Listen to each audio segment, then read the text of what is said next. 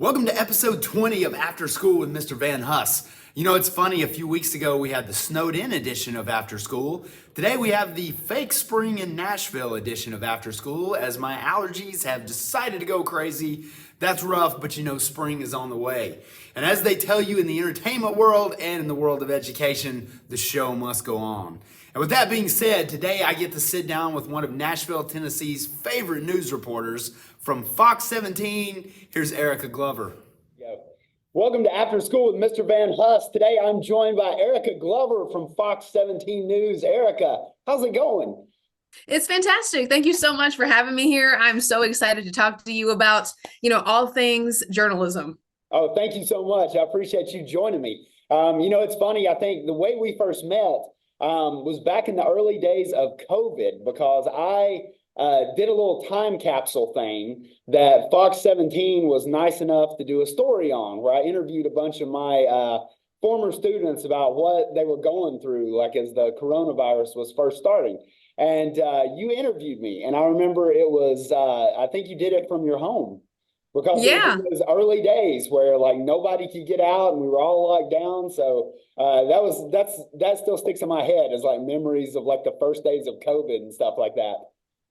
God, it feels so far back when I think back to that time. But yeah, we were having to shift over to some folks were in the newsroom, to other folks like myself were anchoring entirely at home from our cell phones, which is just wild to imagine. A lot of issues with that, being that the signal was not the best when everyone's trying to connect to the Wi-Fi at one time. But we've come a long way. We learned a lot too. We learned how to make the most of our resources. Absolutely. And everybody's good at Zoom now, because that's all we could do for a while. So it was good. So, even if we still have to say, you're muted, we're getting there still. Yeah, we're getting there.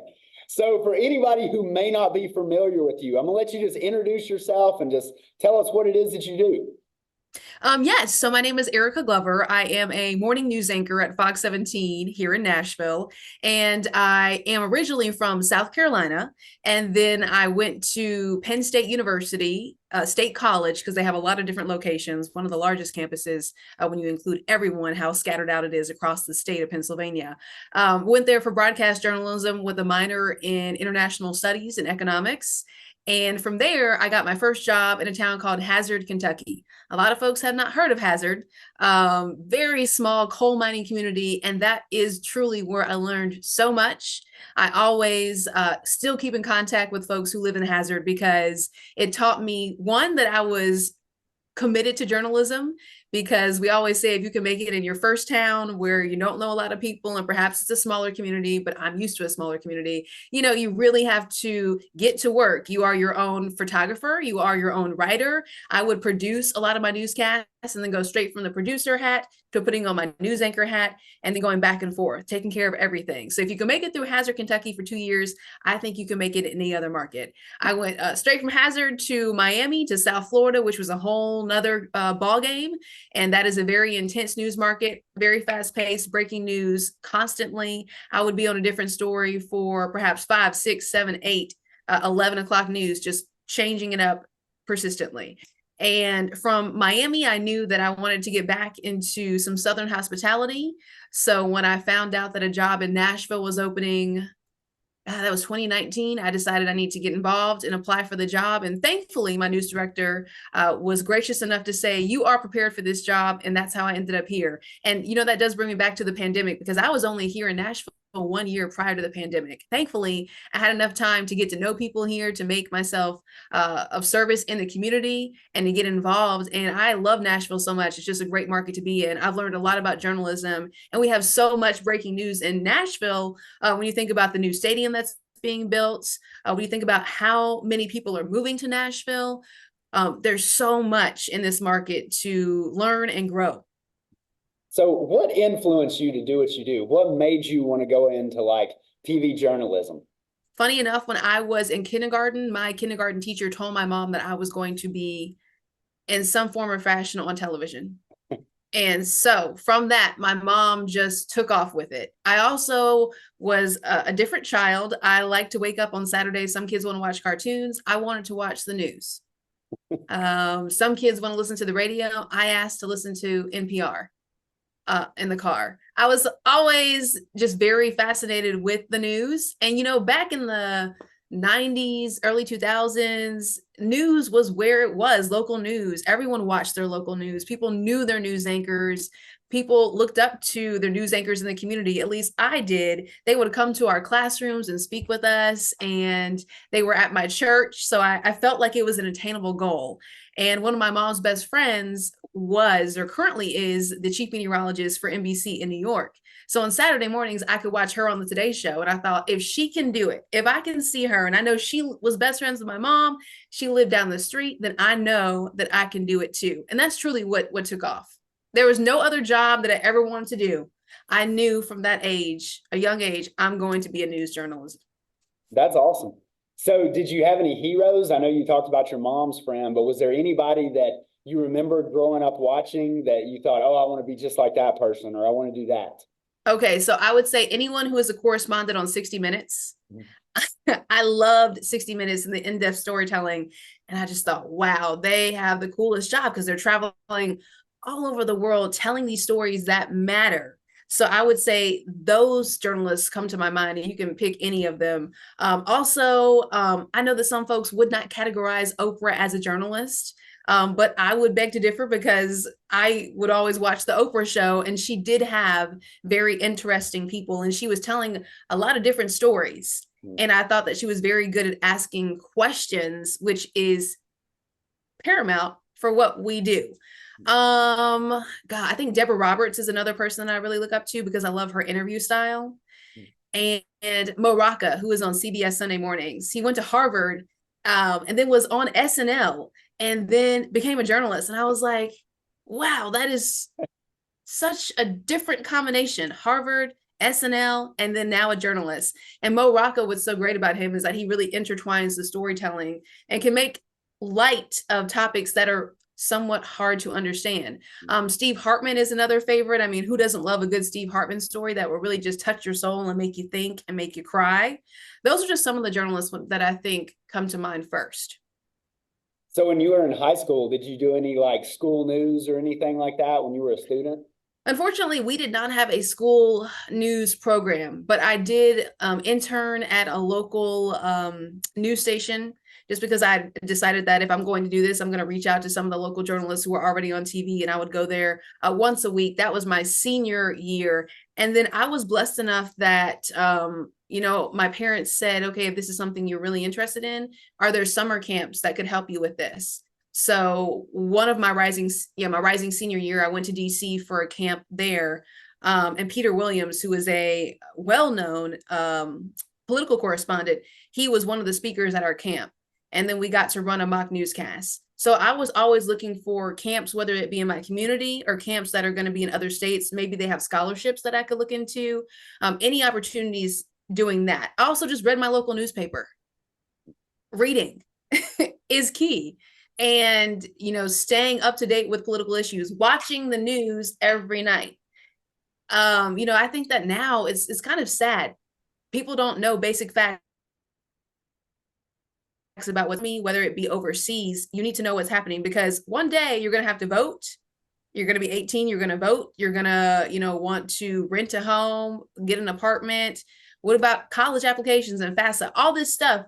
You need to watch your news so that you can make an informed decision. And I'm just not seeing that a lot these days, which is not to our advantage.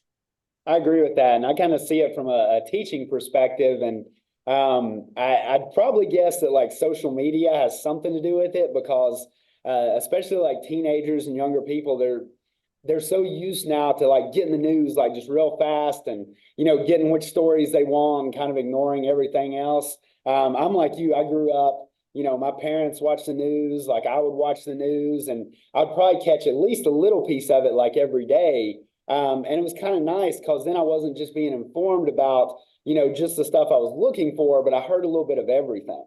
So Yeah. I understand exactly what you're saying. And it's different now for sure. Yes. TikTok has all the news stories, but in my opinion, not really. They're not going to give you the details. It's like a couple of seconds of something. Yeah, and they don't tell the story like you guys tell the story, and Correct. that's an important piece of it, I think. When you were in high school or college, did you have a favorite teacher or a mentor or anybody who kind of pushed you along or kind of showed you the ropes or anything like that? Absolutely. I don't think that this teacher in particular showed me the ropes of television, but my Latin teacher just was invested so much in the students. And I took Latin for 4 years when I was in high school, and he always just cared about us. And outside, he wanted to know, are you okay? Outside of this classroom, like, how can I help you to thrive not only with what we're doing in Latin class, but do you need help with like getting in touch with a tutor for Spanish, or how is your SAT prep going, or how is your cheerleading class going? He really cared and like laid a foundation. And for me, that means a lot. Knowing that teachers not only want to know what's happening in their classroom, but they're also keeping an eye on you once you leave. Absolutely. So you've got the ear of some high school students that will be watching this. What is one life lesson that you would pass on to young people today, no matter what dreams it is they're chasing? What's one thing you've learned? Please have a positive attitude. Mm-hmm. Attitude is everything. And frankly, no one cares if you have a bad attitude. And I mean that in the way that we all have bad days, but you still have to show up. And currently, you know, I have a 6-month-old baby who, for example, was up all night, and I was up at 1 a.m. taking care of this baby, but I had to be at work at 2:30 in the morning. And when people came to work this morning, I was like, good morning, how you doing? And they were like, you must have had a great day or a great weekend. It was okay, and I'm exhausted, but I'm going to put a smile on and I'm going to get the job done, because that is what we do. And your attitude is contagious. And at the end of the day, if you have a bad attitude, you're just bringing down your team, and that's just not what it's about. I so wish I could tell you that parenting thing gets easier, but I have an almost 9-year-old and an almost 6-year-old at home. And I still have plenty of those nights where I'm up at like all hours, and then I roll into my classroom the next day. Hey guys, what's going on? Did everybody have a good weekend? So I'm right there with you. Yeah. Can I also add something to that? Because I know that we have a lot of new hires, and we have new hires that are straight out of college because the business is changing so much. And I just really would love people who are teachable, who are able to take criticism and know that it is not negative criticism, but it is to help you and to make us a better team. So just think about that, you know, be open to hearing people's feedback and then asking for that feedback and saying, oh, thank you. How else can I get better? What can I do to really make a difference on a daily basis? That's awesome, awesome advice. I've got one last question for you. Out of all your time in news that you've spent so far, is there one story that like stands out to you that you know you'll always remember, like covering a certain thing like for the rest of your career? Is there a favorite interview or anything like that that you've had over the years? That's a very tough question. So many stories have come to mind because unfortunately I've covered very sad stories when it comes to Miami and the breaking news situations I've had there. You know what? I think just collectively, I'm never going to forget any of the stories from COVID.